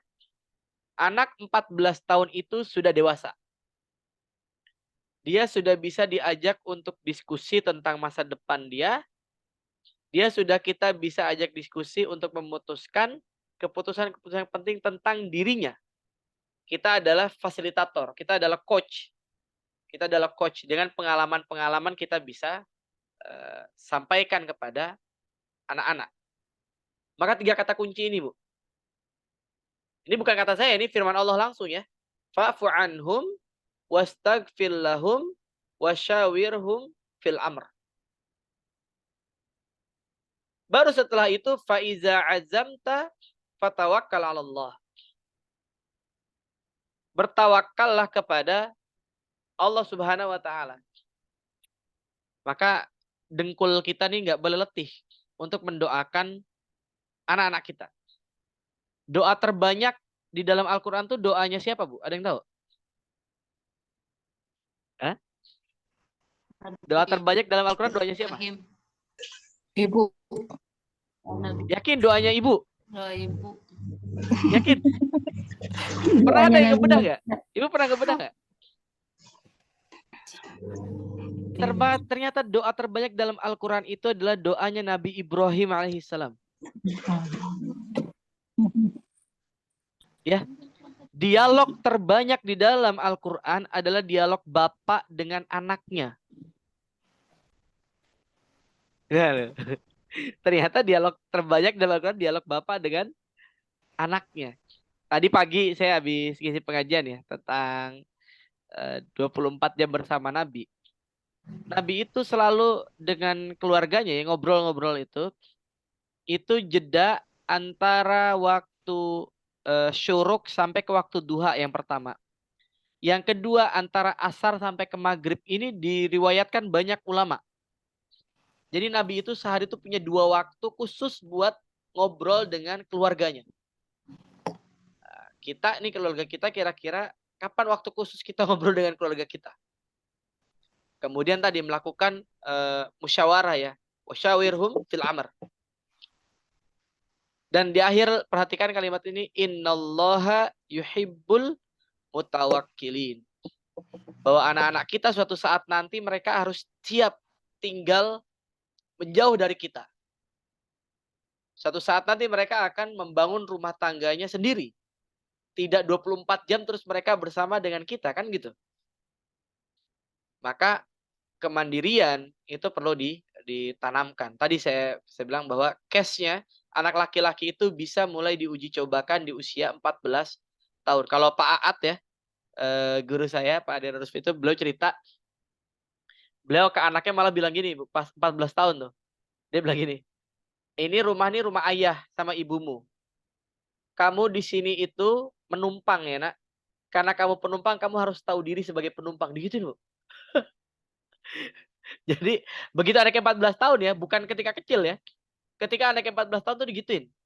Supaya anak itu menyadari bahwa saya ini menumpang di orang tua. Sehingga dia ketika ada kebanggaan, oh kamu orang kaya ya. Oh itu bukan tuh harta orang tua saya. Pepatah Arab bilang lain satu syabab. Bukanlah seorang syabab, anak muda, yang bilang ini nih ayah saya berbangga dengan, ini ayah saya, ini enggak. Syabab itu mereka, inilah saya. Jadi dia bisa memilah-milih bahwa kesuksesan saya tinggal di rumah besar ini, bukan. Ini harta orang tua saya. Ini perlu dikasih tahu di message ketika anak sudah 14 tahun. Walaupun ya nggak perlu ekstrim juga. Kalau tadi menurut saya agak ekstrim ya. Pak A cerita ke kami waktu itu gitu. Jadi anaknya tuh seperti itu kan, nak kamu ini penumpang di rumah ini. Namanya penumpang tahu diri ya, digituin. Tapi memang beliau cerita akhirnya begitu anaknya mau kuliah tadi case-nya.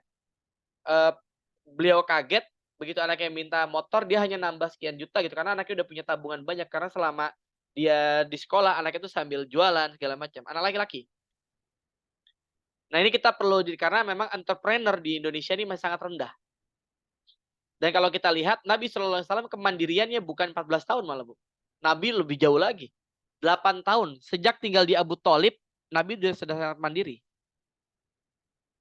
Jadi ini bukan dalam rangka menyusahkan anak atau dalam rangka kayak kita gak bersyukur nih padahal kita dulu susah, masa anak saya sekarang susah juga. Justru kalau kita merenung keberhasilan kita hari ini karena kita dulu prihatin. Maka keprihatinan itu bagian dari pendidikan. Laqad khalaqnal insana fi kabad. Surat apa, Bu? Laqad khalaqnal insana fi kabad. Surat Al-Balad. Al-Balad. Ya. Laqad khalaqnal insana fi kabad. Bahwa kami ciptakan kamu dalam keadaan bersusah payah. Maka how to-nya yang pertama ini. How to-nya Al-Imran 159 dicatat baik-baik kalau perlu dihafalkan. Ya. Maafkan, mohonkan ampunan, jangan letih kita untuk mendoakan anak-anak kita. Kemudian wasyawirhum fil amr. Nah, kesalahan berikutnya kita seringkali menganggap anak kecil itu selamanya anak kecil gitu. Padahal dia udah besar tapi nggak pernah kita libatkan untuk mengambil keputusan, bahkan keputusan yang berkaitan dengan diri dia sendiri. Ya, karena ya namanya orang tua ya biasa kamu masih kecil gitu, masih anak ingusan gitu. Padahal 14 tahun dia sudah bisa dilibatkan dengan hal-hal strategis. Ibnu Abbas itu 16 tahun sudah jadi staf ahlinya Umar bin Khattab, Bu. Usamah 18 tahun sudah memimpin perang melawan Romawi. Ali bin Abi Thalib 10 tahun sudah menyatakan dengan gagah berani saya memilih Islam sebagai agama saya. Padahal ayahnya waktu itu belum muslim. Nah, ini dahsyat. Maka dari sejarah kita belajar hal-hal ini. Taib terakhir.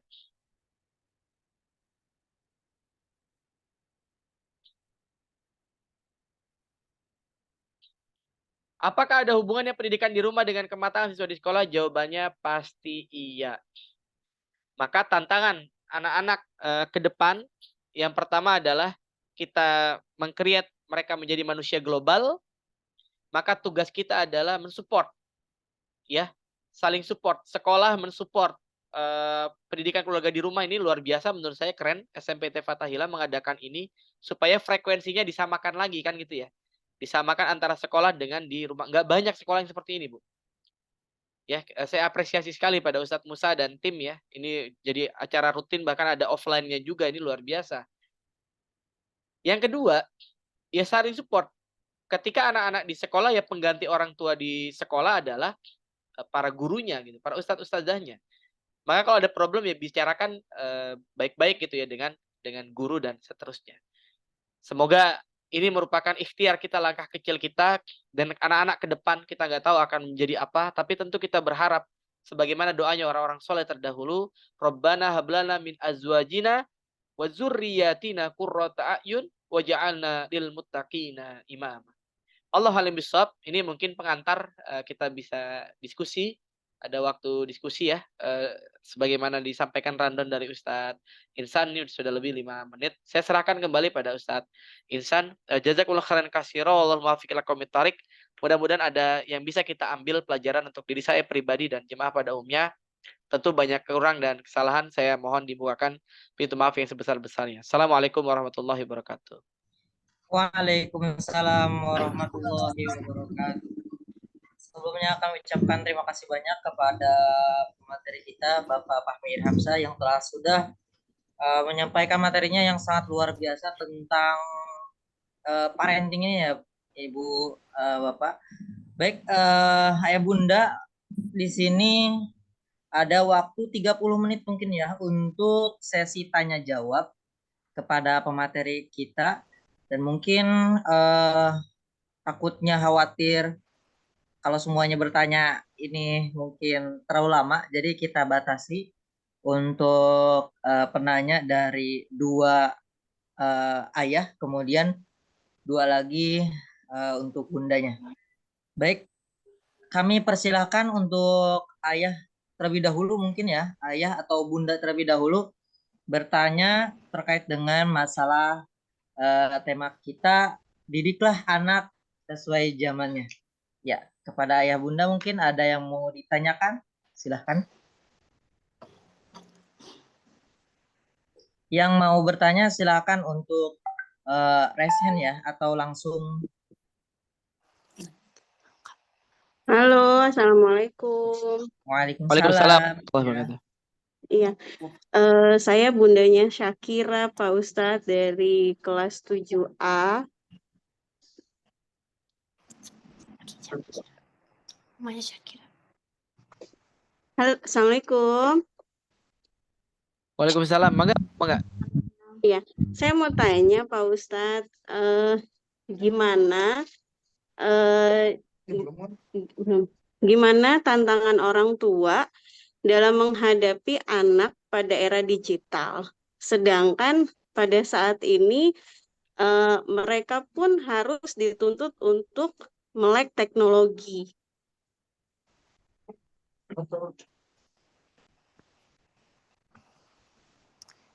Itu aja sih Pak Ustadz.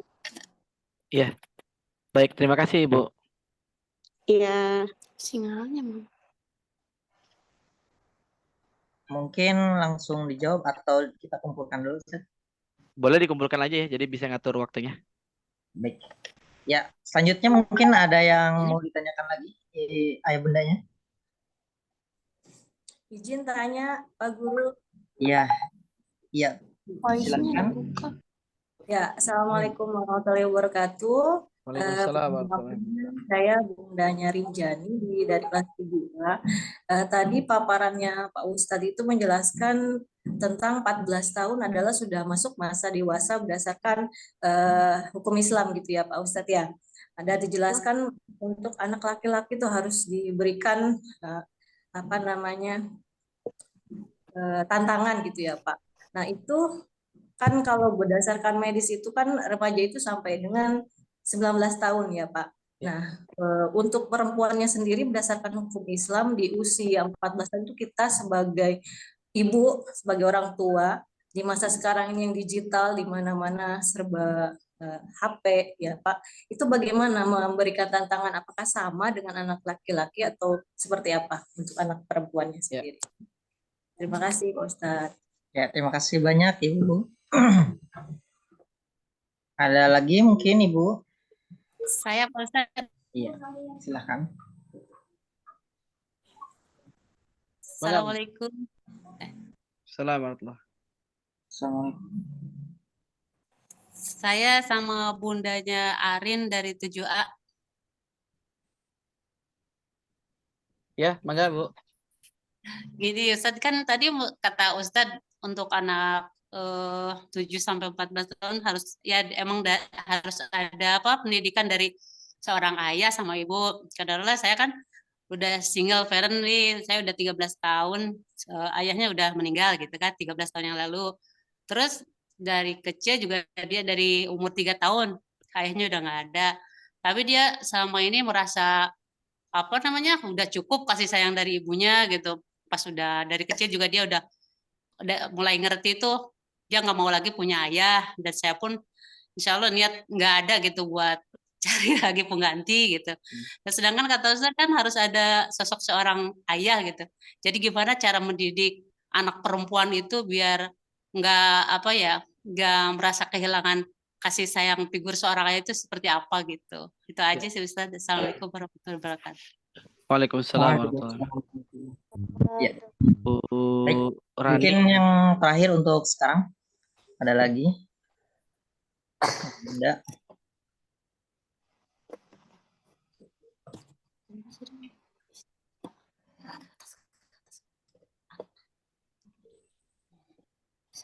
Atau mungkin dari eh, ibu-ibu panitia kajian ini, Bu Aini, Bu Denok, Bu Nana, yang sudah berumah tangga.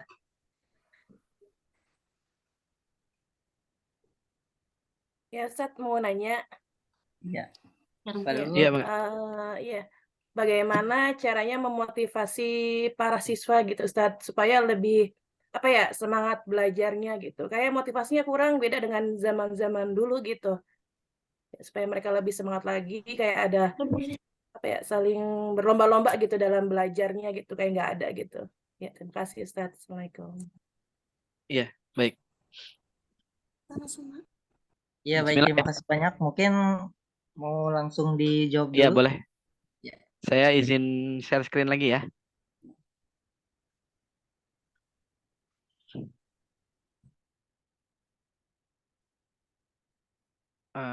Muncul nggak? Muncul ya? Sudah, Ustaz. Oke, tadi menarik tuh ya, Bu Intan ya.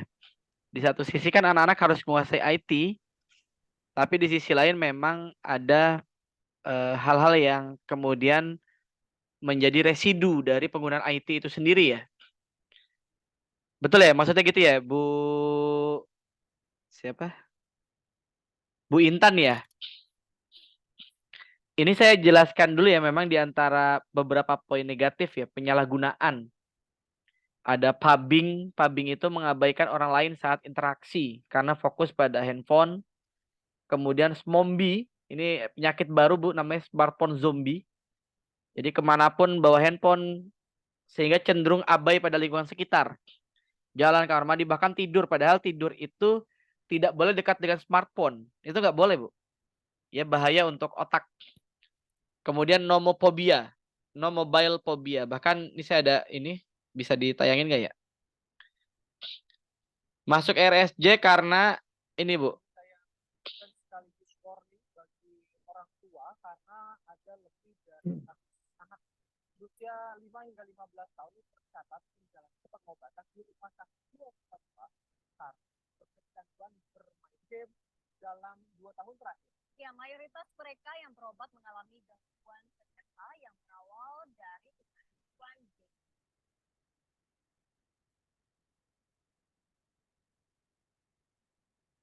Jumlah pasien anak yang berobat ke Rumah Sakit Jiwa Cisarua, Kabupaten Bandung Barat, Jawa Barat, mengalami game meningkat dalam 2 tahun terakhir. Tercatat dalam seminggu 3 pasien berobat ke Rumah Sakit Jiwa ini dengan ketergantungan game ataupun internet. Jumlahnya mencapai kurang lebih 150 pasien di usia 5 hingga 15 tahun. Pada dasarnya, mereka memainkan games atau mereka memainkan internet itu tentu ada di lingkungan keluarga. Kalau umumnya yang di bawah itu sudah lebih berat, kondisinya sudah komorbid tadi, sudah dengan gangguan penyerta. Jadi kan sayang banget ya. Padahal pada saat mereka masih bisa dicegah sebelum ada gangguan itu kan itu lebih baik lagi. Dan itu ketahuan pasti di rumah.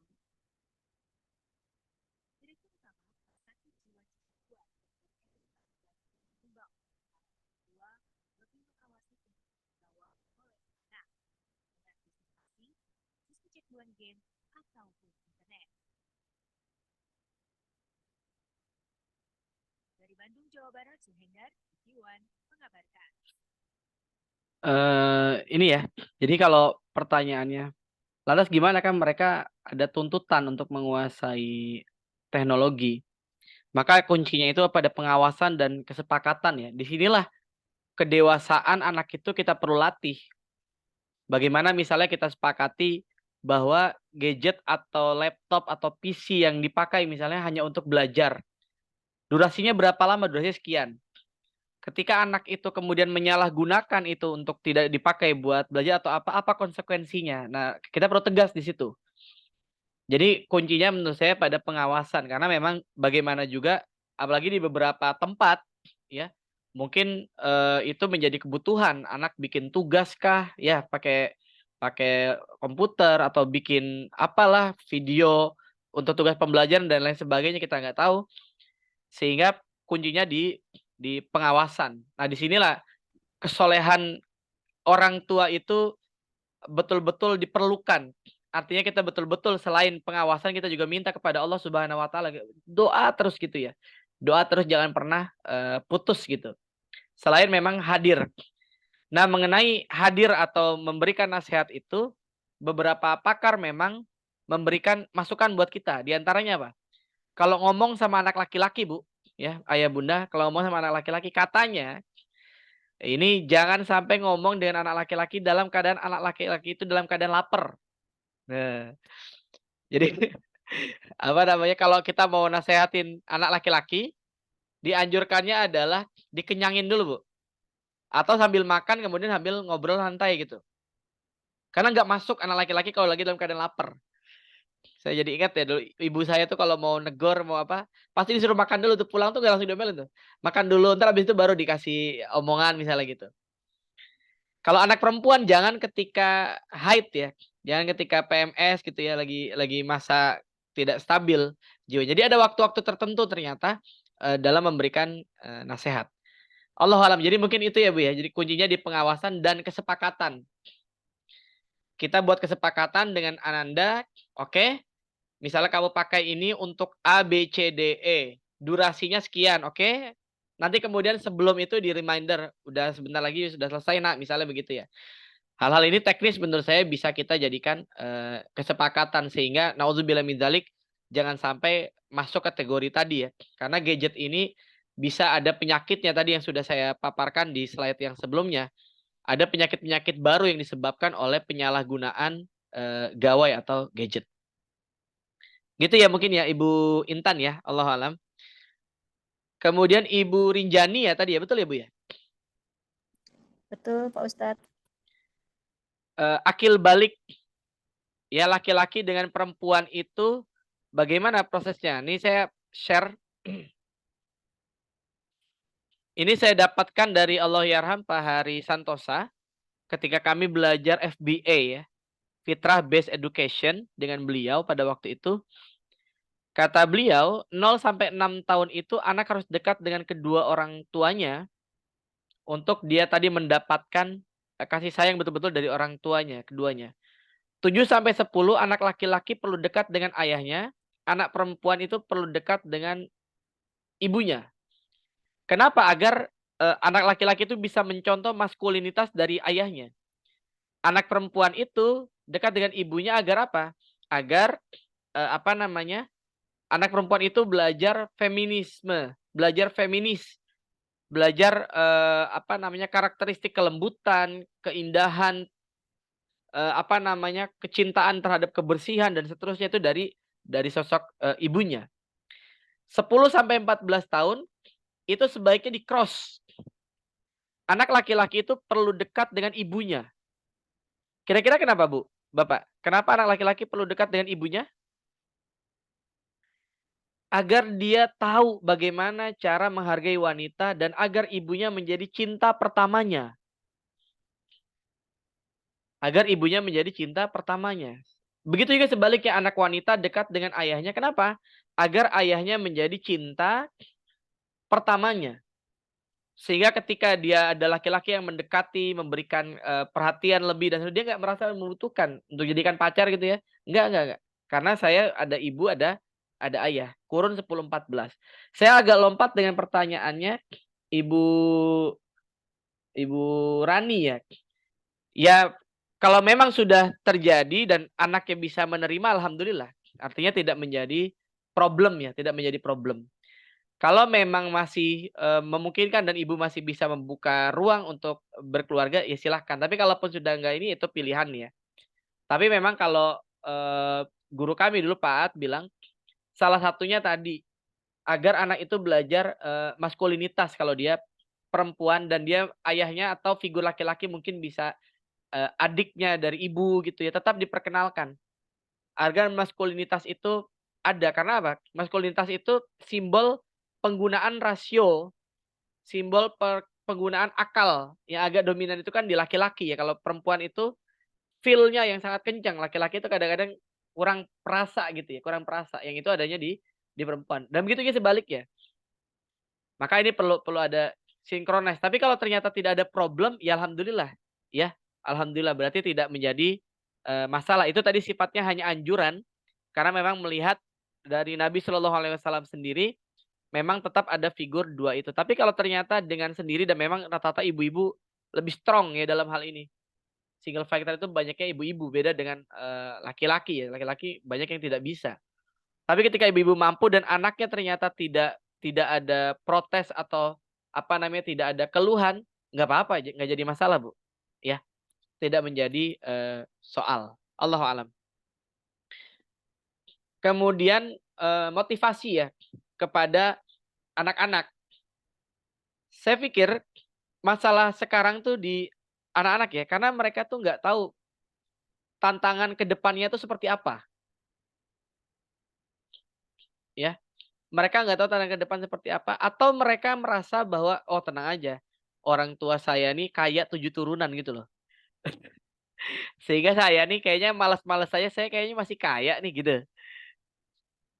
Ya, gitu. Maka story tentang apa namanya, kesulitan orang tua dulu ketika apa namanya, mendapatkan seperti saat ini, itu anak-anak perlu tahu juga supaya menjadi inspirasi. Yang kedua, memang anak-anak itu perlu disibukkan dengan target dia tuh apa. Walaupun sekarang memang era sudah berubah ya, Bu Denok ya. Di beberapa tempat itu memang kompetisi sudah tidak lagi menjadi gongnya. Gongnya hari ini adalah kolaborasi. Sehingga proyek-proyek pembelajaran itu banyaknya memang proyek-proyek yang pola kolaborasi, bagaimana anak berkolaborasi dengan kawannya dalam menciptakan proyek tertentu. Atau bagaimana anak berkolaborasi dengan orang tuanya. Ya, dengan orang tuanya. Jadi PR itu udah nggak ada lagi kalau di beberapa negara maju ya, nggak ada PR, sehingga anak itu kalau pulang ke rumah dia nggak ada PR tapi proyek dengan orang tua. Bikin apa, tapi dia dengan orang tuanya atau dengan teman-temannya. Bagaimana motivasinya? Saran saya memang berangkat dari pertanyaan dasar dulu. Mereka itu mau jadi apa? Mereka itu mau jadi apa? Kemudian kira-kira untuk mencapai itu sudah sejauh mana ikhtiar mereka. Sehingga mereka kemudian disibukkan jelas gitu targetnya. Kadang-kadang kayak gini nih, saya umpamakan ya. Ada lomba nih, ayah bunda sekalian, ada lomba. Ada lomba di Citra gitu ya, di Citra Indah atau di dekat Patung Kuda itu dibikin lomba lari. Ya. Yang mengadakan itu Gubernur Jawa Barat lah gitu ya. Hadiahnya 1 miliar misalnya, lomba lari. Semua orang boleh ikut. Akhirnya semua ikut. Begitu udah rapi, siap-siap, tiba-tiba si wasitnya tuh bilang gini, semuanya boleh lari, finishnya terserah Anda. Kira-kira apa yang terjadi dengan lomba itu? Hah? Apa yang terjadi? Pasti kacau, berantakan. Karena nggak jelas indikator kemenangannya di apa. Nah, anak-anak itu perlu kita create. Kira-kira kamu maunya apa, mau jadi apa, dan sekarang kamu sudah mengarah ke sana belum? Misalnya begitu. Jangan sampai ada cerita lama ya. Cerita lama dulu anak mahasiswa sudah semester 8 dia ngerasa salah jurusan. Udah semester 8 gitu, udah kuliah udah 4 tahun semester 8 dia ngerasa kayaknya saya salah jurusan deh misalnya gitu. Karena dia tidak tahu, maka sekolah perlu membantu para orang tua karena orang-orang di sekolah itu punya perangkat keilmuan untuk menganalisis bakat dan passionnya anak. Maka disinkronize sekolah ini menjadi perantara anak dengan orang tua. Ini anaknya passionnya ke sini, menurut orang tua mengarahkan cita-citanya ke sini. Nah, ini yang kemudian perlu disinkronize sehingga nanti sekolah bisa intervensi apa itu yang perlu digongkan gitu ya, digongkan. Ala kulli hal mungkin itu kali ya, Allahu alam. Saya pikir ini menjadi tantangan kita bersama justru. Maka dari rumah dan dari sekolah kita sama-sama bersinergi. Kira-kira nih anak kita kemana? Maka tugas kita hari ini baik sekolah maupun orang tua mencari. Kira-kira anak ini tuh bakatnya di mana, ini yang kita tumbuh kembangkan. Robba yurabbu. Ya, tarbiyah itu kan konsepnya menumbuh kembangkan sesuai dengan anaknya. Dan jangan sama ratakan ukurannya. Jangan adu balap antara ikan paus dengan kuda. Karena kuda itu dia jagonya lari, ikan paus itu berenang gitu. Maka semua anak itu pasti unggul dengan kelebihannya masing-masing. Nah, tugas kita mencari tahu kira-kira keunggulan anak-anak kita ini apa. Dan apa yang bisa dibantu oleh sekolah, apa yang bisa disinergikan. Nah, saya pikir forum ini efektif untuk kemudian mencari informasi itu. Kira-kira apa yang bisa disinergikan antara orang tua dengan sekolah. Dan orang tua, ibu-ibu mau kan bantu sekolah ya? Ibu bapak, kalau misalnya nanti ngasih motivasi, ibu bapak yang bisa profesinya ada di polisi, dokter, bantu sekolah untuk ngasih motivasi murid-murid? Bersedia kan ya Bapak Ibu ya? Ya, bersedia ya? Jadi mudah-mudahan ada hal-hal yang bisa disinergikan sehingga imajinasi anak-anak itu betul-betul tumbuh dan mudah-mudahan bisa kita arahkan ke tempat yang semestinya, dan anak-anak kita kelak menjadi orang yang bersaing, menjadi anak-anak yang kemudian tadi waja'alna lil muttaqina imama, menjadi muttaqin, menjadi pemimpin, bukan hanya pemimpin orang-orang biasa, tapi pemimpin orang-orang yang muttaqin. Allahu a'lam bishawab. Saya kembalikan pada Ustaz Insan ya. Allahu a'lam. Baik Ustadz, terima kasih atas jawabannya. Mungkin ini ada pertanyaan di chat dari wali murid Fadlan Wirasandi Utama. Pertanyaannya, bagaimana menghadapi anak-anak di era saat ini, yaitu generasi Z? Ya, generasi Z ini. Kemudian setelah itu, mungkin tadi curhatan yang terkait dengan pesantren belum dibahas juga. Oh iya. Ya, silakan. Ada riset ya menunjukkan bahwa anak-anak saat itu tuh kurang teman ngobrol, Bu. Karena yang didapat oleh mereka itu bukan teman ngobrol, tapi hanya menerima secara persuasif. Jadi begitu nyampe ke rumah, pokoknya orang tua gitu loh. Apa istilahnya kalau di bahasa jonggolnya itu push ya, push, wush. Wah, deras banget tuh informasi itu dari ayah atau dari bundanya, wuh. Tanpa kita sering menggali. Kamu pengennya apa, Nak? Kenapa kamu pengen ini? Menurut kamu kalau ini konsekuensinya apa, misalnya gitu. Kalau kita kan pasti udah tahu bahwa kalau kamu pilih ini konsekuensinya pasti ini. Tapi kan anak-anak belum tentu tahu. Tapi cara berdiskusi yang baik memang kita menarik pull dari anak-anak. Kamu kenapa ngambil ini misalnya? Kamu pengen ikut ekskul apa, Nak? Oh, pengen ikut ekskul science. Kenapa kamu ngambil ekskul science? Karena begini, begini, begini. Emang kamu passionnya misalnya gitu. Enggak model tunjuk kamu ikut ini, ikuti, tapi kita bisa ajak diskusi. Nah, ini di antara keluhan anak-anak hari ini, Bu. Keluhan anak-anak hari ini. Maka coba deh kita evaluasi diri kita masing-masing dalam berdiskusi dengan anak, itu lebih sering kita mendengarkan anak, ya, atau lebih sering anak-anak yang harus mendengarkan kita terus. Nah, ini perlu jadi bahan perenungan kita bersama. Yang kedua, saya pikir tadi yaitu pendapat ya, nggak jadi soal bahwa ada pendapat seperti itu ya, ada penurunan tingkat kualitas dari pendidikan di sebelah gitu ya, pendidikan di pesantren yang nggak jadi masalah, itu kan data ya. Tapi juga kita tidak bisa mengeneralisir ya, mengeneralisir, karena justru sebaliknya saya mengisi di beberapa perumahan elit gitu ya, di Cibubur dan di Jakarta. Ini ada tren yang justru banyak orang-orang yang menengah ke atas mulai menyekolahkan anak-anak di lembaga-lembaga Islam termasuk di pesantren. Artinya di sisi lain mungkin ada case-case yang juga berbeda, bahwa ada 1-2 lembaga pesantrenan yang mungkin minus dari sisi tadi ya, yaitu data gitu ya, nggak jadi soal. Tapi juga ada yang baik juga ya, kita apresiasi. Tapi ala kulihal kita di SMP IT Fathahila dengan konsep yang hari ini full day, insya Allah kalau tadi ibu bapak itu apa namanya mensupport, mendoakan gitu ya, saling sinergi dengan sekolah, insya Allah hasilnya juga sama baiknya gitu ya, sama baiknya dengan yang di sekolah-sekolah yang lainnya. Yang poin pentingnya adalah ada masalah disampaikan, kayak warung Padang aja gitu ya Bapak Ibu. Kalau enak ya disampaikan kepada orang-orang luar, tapi kalau ada yang nggak enak sampaikan pada Ustadz Musa tuh. Ya, Ustadz Musa saya pikir siap tuh menerima keluhan-keluhan. Ya, ada Pak Insan di sini, ada Bu Denok dan lain sebagainya. Sampaikan. Gitu ya. Saya pikir teman-teman di SMP juga sangat terbuka untuk menerima opini-opini itu. Silahkan.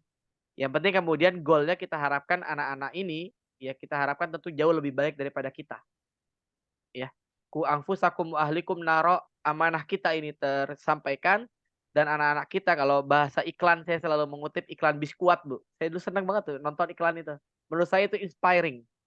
Ada yang ingat Bu kalimat iklan biskuat? Ada yang pernah dengar nggak? Quote-nya bagaimana?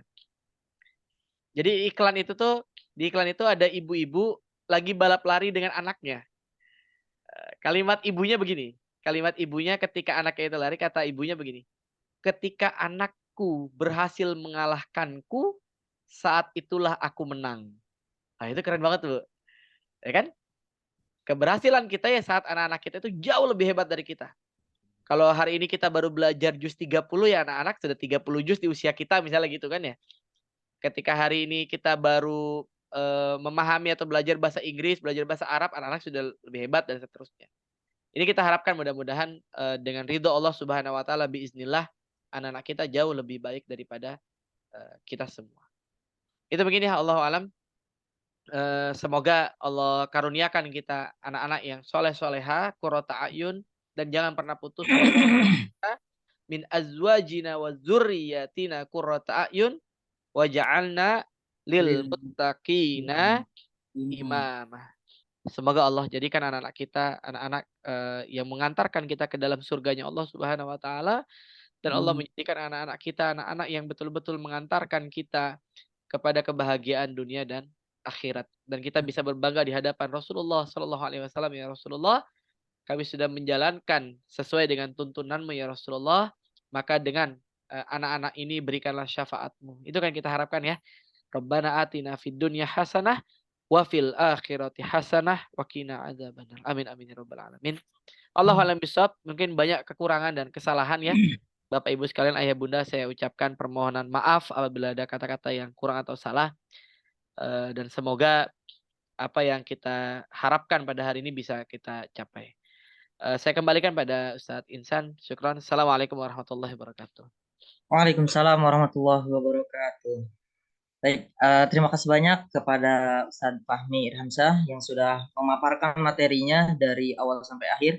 Mudah-mudahan apa yang disampaikan bisa kita laksanakan dan bisa kita aplikasikan di keseharian kita agar menjadi orang tua yang the best lagi untuk mendidik anaknya dan bisa bersinergi dengan sekolah tentunya. Tentunya kita semua yang kita harapkan bisa mendidik anak yang sebaik-baiknya dan bisa menjadikan anak kita anak yang solih dan solihah. Baik Ibu Bapak sekalian, terima kasih banyak. 30 menit sudah kita lewati untuk sesi tanya jawab ini. Mungkin ini adalah agenda yang terakhir ya, sesi tanya jawab, dan izin mengingatkan kembali, insya Allah kita di sekolah kita yang sudah disampaikan oleh Bapak Muhammad Musa